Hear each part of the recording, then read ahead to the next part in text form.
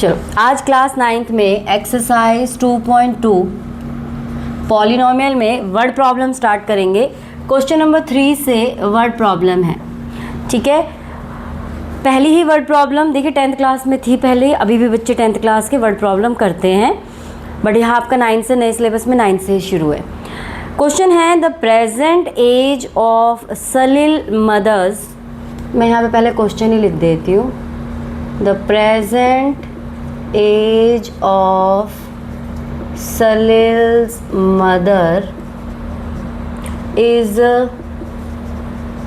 3 times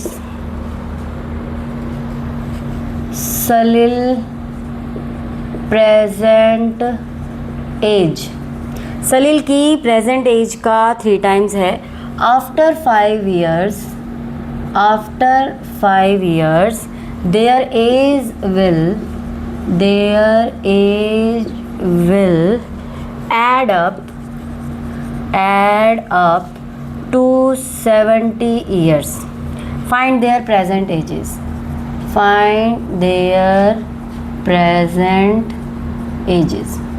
अब इन questions में ना जितने भी तुम्हारे एज से रिलेटेड क्वेश्चन आएंगे उसमें आप क्या करोगे, देखिए इसमें 2 इंसान हैं, एक है सलील खुद और एक उसकी मदर, ठीक है। तो आपको यहाँ पे लिखना है प्रेजेंट एज, जैसे मैं बता रही हूँ ऐसे ही करना है, और यहाँ पे आपको नाम लिख देना है सलील का और यहाँ लिख देना है सलील की मदर का।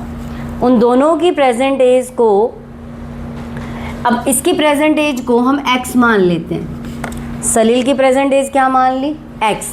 तो the present age of Salil's mother is 3 times. 3 times का मतलब होता है 3 गुना, ठीक है। तो सलील की मदर की एज सलील की एज का 3 गुना है। तो अगर हम सलील की एज को x ईयर्स मानते हैं तो सलील की मदर की एज क्या हो जाएगी? 3x years. समझ गए बात को? क्वेश्चन में बहुत ध्यान से पढ़ना है कि प्रेजेंट एज बोला है कि क्या बोला है। तो सबसे पहले हमने प्रेजेंट एज ले ली, सलील की x मान ली हमने, उसकी मदर की एज उसका 3 गुना है तो 3x हो गया, ठीक है। फिर लिखा है यहाँ पे आफ्टर 5 years। आपको एक नया कॉलम बनाना है और यहाँ लिखना है आफ्टर 5 years, ठीक है। देखिए आज आपकी एज 14 years है ना। 5 साल बाद आपकी एज क्या हो जाएगी? 14 + 5 19 years। 5 साल बाद आपकी एज 5 साल ऐड कर दोगे आप उसमें। अगर सलील की एज आज x ईयर है तो 5 साल बाद उसकी एज क्या होगी? 5 साल बाद उसकी एज क्या होगी? जब प्लस करते हैं तो उसको इंटू नहीं करते, x + 5, ठीक है। x + 5। अब ये इसने बाद का कहा, आफ्टर मतलब बाद में। अगर उसने बोला होता अगो 5 years अगो तो आप यहाँ माइनस करते। इंटू किस में करना है? जहाँ पे टाइम्स लिखा होगा, जहाँ पे ऑफ का मतलब इंटू, टाइम्स का मतलब इंटू, ठीक है। जहाँ पे ऑफ होगा वहाँ भी मतलब इंटू होता है, टाइम्स जहाँ लिखा है वहाँ भी इंटू होता है। आफ्टर लिखा हो या हेंस लिखा हो, आफ्टर या हेंस दोनों का ही मतलब होता है बाद में। तो इन दोनों ही सिचुएशन में आपको करना है ऐड। अगर आपका बिफोर लिखा है, बिफोर या फिर अगो लिखा है तो यहाँ आप करेंगे माइनस। हर वर्ड का अपना एक मतलब होता है, उसी वर्ड के मतलब के अकॉर्डिंग हम करेंगे। तो 5 साल बाद सलील की एज x + 5 हो जाएगी और उसकी मदर की एज क्या हो जाएगी? आज उसकी एज अगर 3x है तो 5 साल बाद उसकी मदर की एज कितनी हो जाएगी? हाँ, तो वेरिएबल पहले रख लो 3x + 5 years, ठीक है। क्वेश्चन में क्या बोला है? After 5 years their age will add up to 70 years। मतलब इन दोनों की एज को अगर हम ऐड अप करें तो उसकी टोटल कितना हो जाएगा? 70 years।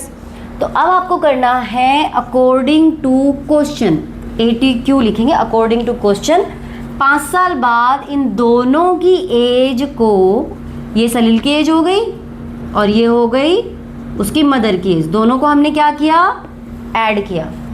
तो दोनों की एज को ऐड करने पे कितना मिल रहा है, 2 अप टू 70 ईयर्स, तो हम यहाँ रख देंगे 70। ठीक है, x के साथ x वाले वेरिएबल को प्लस करना है। लाइक वेरिएबल हमेशा प्लस होता है, हमेशा लाइक वेरिएबल ही प्लस होता है। ठीक है, तो x प्लस 3x क्या हो गया, 4x।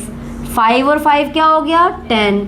अब जैसे इक्वेशन सॉल्व करते हैं 10 को उस तरफ ले जाएंगे, 4x is equal to 70 minus 10, x is equal to यहाँ बच जाएगा 60, और ये 4 यहाँ इंटू में है तो ये आ जाएगा अपॉन में, काट देंगे, हमारा x आ गया 15 ईयर्स। मतलब सलील की एज कितनी आ गई, 15 years. Salil's age 15 years. Mother की एज कितनी है, उसके 3 गुना है ना, तो मदर्स की एज हो जाएगी 15 इंटू 3 यानी कि 45 ईयर्स। ये उनकी प्रेजेंट एज आ गई। तो एज वाले क्वेश्चन आपको ऐसे ही करने हैं। ठीक है, अब जो अगला क्वेश्चन है इसमें क्वेश्चन नंबर 4। अब देखो वर्ड प्रॉब्लम तो डिफरेंट टाइप से देते रहेंगे आपको, ऐसा नहीं है कि कभी भी एक टाइप का। एज वाला आएगा तो आप ऐसे थोड़ी सी टेबल बना के करेंगे। ठीक है, अब इसने पॉजिटिव इंटीजर्स का डिफरेंस दिया हुआ है। The ratio of the 2 integers is 2:5। Find the 2 integers. एक मिनट देख लो, मैं एज से रिलेटेड और क्वेश्चन है तो पहले वही कराएंगे। सब अलग अलग है, सब अलग अलग है।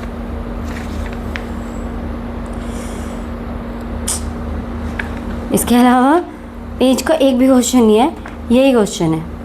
चलो तो ये वाला समझ में आ गया, पहले इस वाले को उतारो फिर नेक्स्ट क्वेश्चन करवाती हूँ, है ना।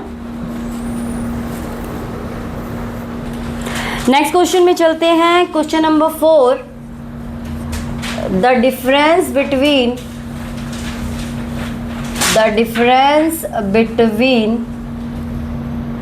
2 पॉजिटिव इंटीजर। देखिए पॉजिटिव का मतलब होता है प्लस, इंटीजर का मतलब होता है पूर्णांक, कोई भी अंक, मतलब प्लस माइनस दोनों हो सकते हैं, लेकिन उन्होंने पॉजिटिव बोल दिया तो वो प्लस का ही होगा, माइनस का नहीं होगा। वरना अगर सिर्फ इंटीजर लिखा होता तो वो प्लस भी हो सकता है, वो माइनस भी हो सकता है। इज 63, मैथ में जहाँ भी इज आता है उसका मतलब होता है इक्वल टू। ठीक है, अभी देखना हम क्वेश्चन को कैसे सॉल्व करेंगे। The ratio of the 2 integer is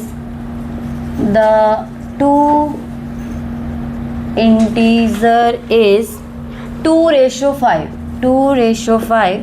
Find 2 integer. अब हमें वो 2 इंटीजर फाइंड करने हैं जिनका रेशो 2:5 है।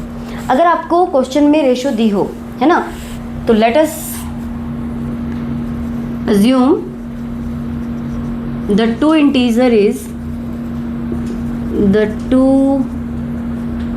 क्या लिख रही हूँ मैं, इंटीजर इज 2:5 है तो एक को 2x मान लेते हैं, एक को 5x। मतलब x कोई भी एक नंबर है, कोई भी एक नंबर है, हमें नहीं पता, नंबर बहुत सारे होते हैं, लेकिन अगर हम उनको कट करेंगे, रेशो का मतलब क्या होता है कि अगर आप किसी भी 2 नंबर को ऊपर नीचे रख के काट रहे हो तो ऐसे से काट दोगे तो ये आ जाएगा 6:1, या फिर आप इसको रेशो में भी रख के काटोगे तो वो ऐसे 5:1, ये रेशो होती है, इसको अपॉन में भी कर सकते हैं। तो इसका मतलब है वो x कोई ऐसा नंबर है, हम मान लेते हैं उस चीज़ को, तो 2x और 5x। अब इसने क्या बोला है, द डिफरेंस बिटवीन, मतलब दोनों का डिफरेंस कितना है, 63। तो क्या करेंगे, 5x minus 2x is equal to 63। बन गए हमारे इक्वेशन, सॉल्व कर दो, कितना आसान है। 5x में से 2x गया 3x, 63, x is equal to 63 upon 3, cut हो जाएगा 21, मतलब हमारा x क्या आ गया, 21। तो पहला इंटीजर्स क्या हो जाएगा, पहला 2 integer is equal to 2 into 21 और 5 इंटू 21 यानी कि 42 और 105। रेशो वाला होगा तो आपको ऐसे करना है। ठीक है, अभी इसमें 2-3 क्वेश्चन हो रहे हैं, उनको थोड़ा ट्राई करो, नहीं समझ में आएगा तो फिर मैं समझाऊंगी उसको। इसको कॉपी में उतार लो और आगे के क्वेश्चन ट्राई करो।